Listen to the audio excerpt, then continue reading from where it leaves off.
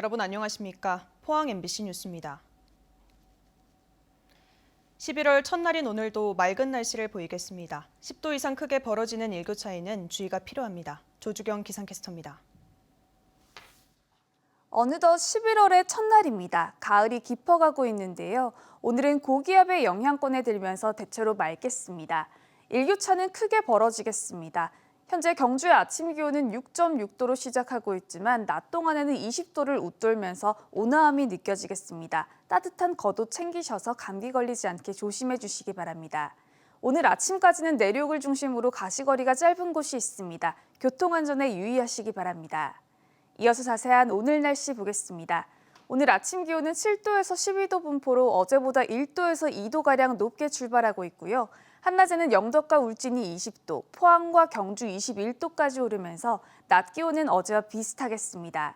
울릉도와 독도의 아침 기온은 울릉도 13도, 독도 16도로 출발하고 있고요. 한낮에는 18도에서 19도 선에 머물겠습니다.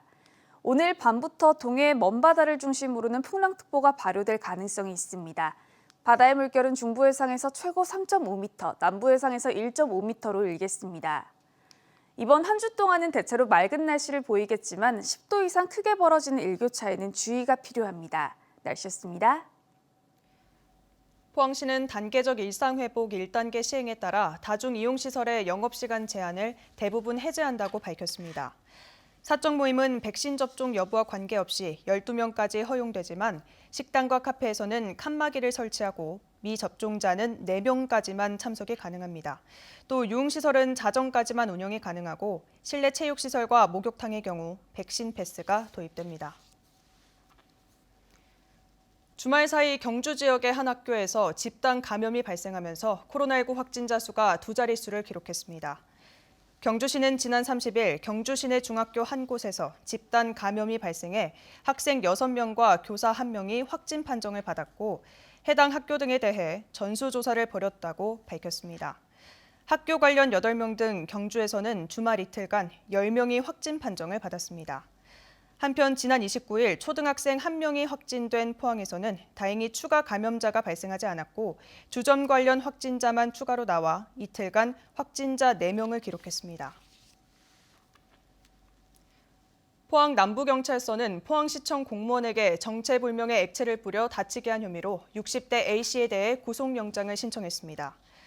A씨는 지난 29일 오전 9시 30분쯤 포항시청 7층에서 택시 감차와 관련해 민원을 제기하던 중 생수병에 들어있던 액체를 공무원 2명에게 뿌린 혐의를 받고 있습니다. 경찰은 해당 액체에 대해 국과수 감식을 의뢰하는 한편 A씨를 상대로 범행 동기 등을 조사하고 있습니다. 경북의 한 중학교 소속 남자 영양교사가 행정실 여직원을 성추행하고 유사 강간한 혐의로 검찰에 송치돼 수사를 받고 있습니다. 여직원이 학교에 피해 사실을 알린 지 6개월이나 지났지만 학교 측은 아직까지 제대로 된 분리 조치도 취하지 않고 있습니다. 김서연 기자입니다. 안동의 한 여자중학교에 근무하는 50대 남자 영양교사가 행정실 여직원에게 손을 대기 시작한 건 지난해 12월부터입니다. 급식 관련 문서 처리를 도와달라며 급식실 안에 있는 개인 사무실로 따로 부르면서 피해가 시작됐다고 행정 직원은 말합니다. 가슴 쪽이라든지 이런 데 만지려고 하고 본인의 그 성기를 만지라고 하고 내가 뭘 잘못해서 이렇게까지 이런 수치를 당해야 되는가. 피해 직원은 영양교사가 5년 동안 한 학교에서 지낸 직장 동료이고 본인과 가족에게도 피해가 갈까 봐 참았습니다. 하지만 차 안에서 성관계를 요구하고 유사 강간까지 하는 등 지난 2월까지 2차례 더 가해가 이어지면서 피해 직원은 지난 4월 경찰에 고소하고 학교에도 알렸습니다. 이후 학교 측의 대응은 형식적인 분리 조치. 학교는 가해 교사에게 피해 직원이 근무하는 행정실 출입만 막으면서 수시로 얼굴을 맞대는 일이 벌어지고 있습니다. 화장실 가는데 거기서 마주쳤고 또 한 달에 한 번씩 그 교무실에 들어오는데 거기서 무심코 한 번 마주쳐가지고 그냥 벌벌 떨고 멈추고 있었어요. 그냥. 학교 측은 최선의 조치였단 입장입니다. 학교는 신고 접수 즉시 상급 기관에 가해 교사에 대한 적극적인 조치를 요구했지만 안동교육지원청과 경북교육청에서 검찰 구형이 나와야 징계위원회를 통한 타학교 정근 등 인사조치가 가능하다라는 소극적인 입장을 내놓고 있다는 겁니다. 전문가들은 법적 판단 전에라도 2차 피해를 막기 위해선 직장 내 완전 분리가 원칙이라고 말합니다. 공공기관에서조차 오히려 적극적으로 분리조치를 해야 함에도 불구하고 그 분리조치가 되지 않게 해서 지금 이렇게 피해가 계속 지속되고 있는 거거든요. 경북교육청 차원의 성폭력 전담팀이 없어 성범죄 사안을 다룰 수 있는 역량이 부족한 것도 문제입니다. 교육청에서도 보면 학교 담당 장학사가 그 학교에 일어난 성고충에 관한 상담을 하고 있더라고요. 그래서 2차적인 피해를 막지 못해서 민형사상 소송으로 번지는 경우가 비일비재합니다. 학교와 교육청의 후퇴한 성범죄 대응 태도와 책임 미루기로 인해 피해자는 오늘도 고통의 시간을 보내고 있습니다. MBC 뉴스 김서연입니다. 경북의 한 대형마트가 척추 장애인 직원을 무거운 물건을 들어야 하는 부서에 배치해 해당 장애인이 피해를 호소하고 있습니다. 국가인권위원회는 장애를 고려하지 않은 차별적 업무 지시라고 판단을 했는데요. 민사소송 1심 재판부가 이를 뒤집으면서 논란이 커지고 있습니다. 이도훈 기자입니다. 척추장애 5급인 30대 B씨가 거리에서 분리수거 작업을 하고 있습니다. 6개월짜리 공공근로기간제로 4년 전 그도 누구나 부러워할 만한 직장에 입사한 적이 있습니다. 2017년 4월 이마트 안동점에 장애인 특별 채용으로 합격한 겁니다. 하지만 입사 후 배치받은 부서는 다름 아닌 무거운 물건을 옮기는 건품 파트. 최대 30kg까지 나가는 고증량의 물품을 트럭에서 내리고 15kg의 물품 받침대를 쌓아 올리는 일이 주된 업무였습니다. B씨는 근무 한 달 만에 척추장애가 심해져 회사 측에 부서 배치를 요구했지만 소용이 없었다고 말합니다.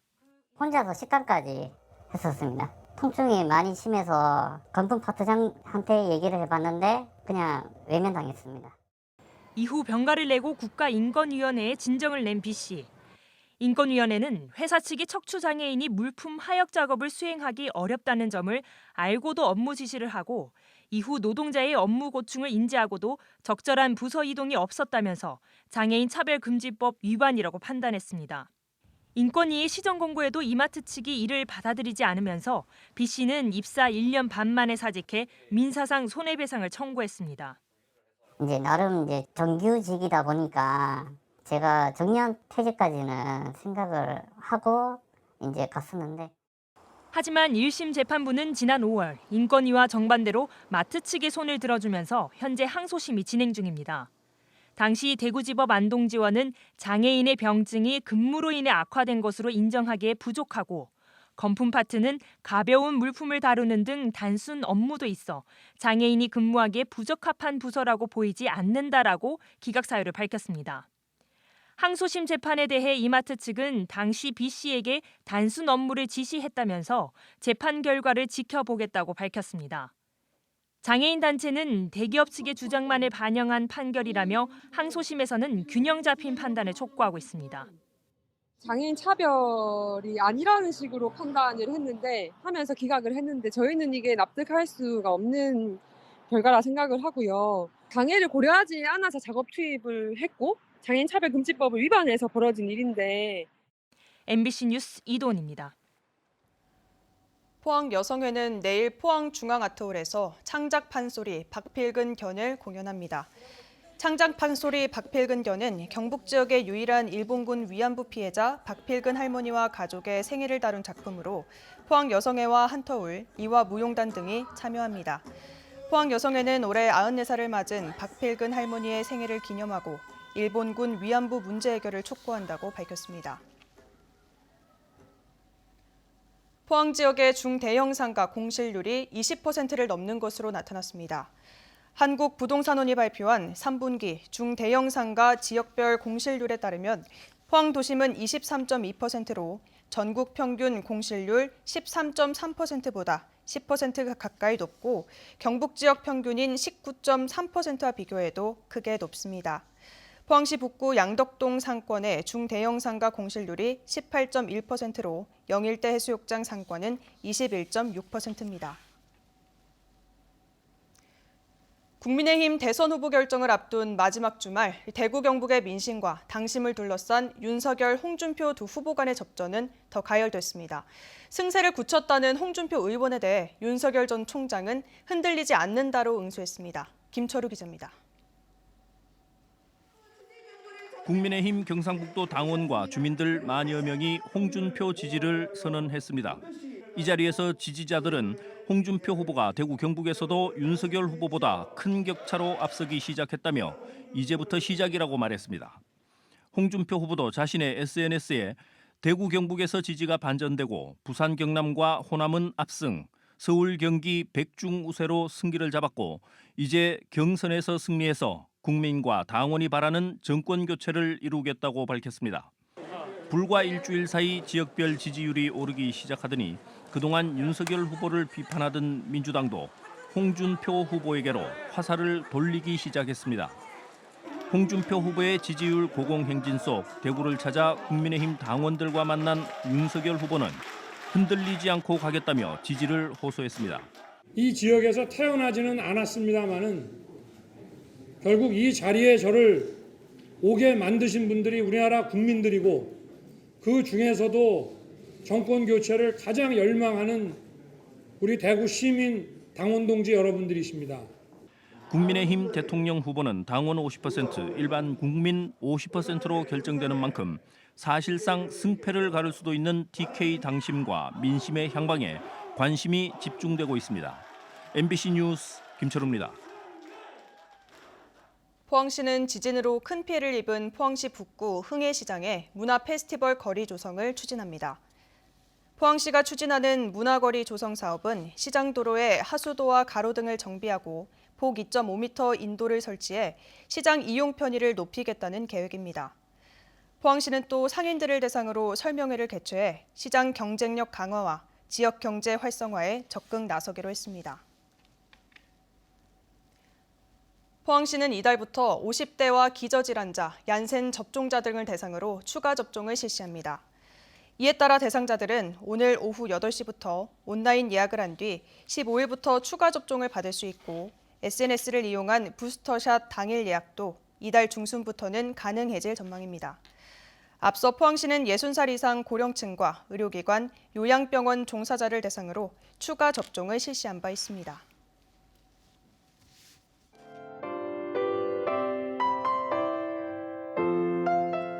어느덧 11월의 첫날입니다. 가을이 깊어가고 있는데요. 오늘은 고기압의 영향권에 들면서 대체로 맑겠습니다. 일교차는 크게 벌어지겠습니다. 현재 경주의 아침 기온은 6.6도로 시작하고 있지만 낮 동안에는 20도를 웃돌면서 온화함이 느껴지겠습니다. 따뜻한 겉옷 챙기셔서 감기 걸리지 않게 조심해 주시기 바랍니다. 오늘 아침까지는 내륙을 중심으로 가시거리가 짧은 곳이 있습니다. 교통안전에 유의하시기 바랍니다. 이어서 자세한 오늘 날씨 보겠습니다. 오늘 아침 기온은 7도에서 12도 분포로 어제보다 1도에서 2도가량 높게 출발하고 있고요. 한낮에는 영덕과 울진이 20도, 포항과 경주 21도까지 오르면서 낮 기온은 어제와 비슷하겠습니다. 울릉도와 독도의 아침 기온은 울릉도 13도, 독도 16도로 출발하고 있고요. 한낮에는 18도에서 19도 선에 머물겠습니다. 오늘 밤부터 동해의 먼바다를 중심으로는 풍랑특보가 발효될 가능성이 있습니다. 바다의 물결은 중부 해상에서 최고 3.5m, 남부 해상에서 1.5m로 일겠습니다. 이번 한 주 동안은 대체로 맑은 날씨를 보이겠지만 10도 이상 크게 벌어지는 일교차에는 주의가 필요합니다. 날씨였습니다. 이상으로 포항 MBC 뉴스를 마칩니다. 시청해주신 여러분 고맙습니다.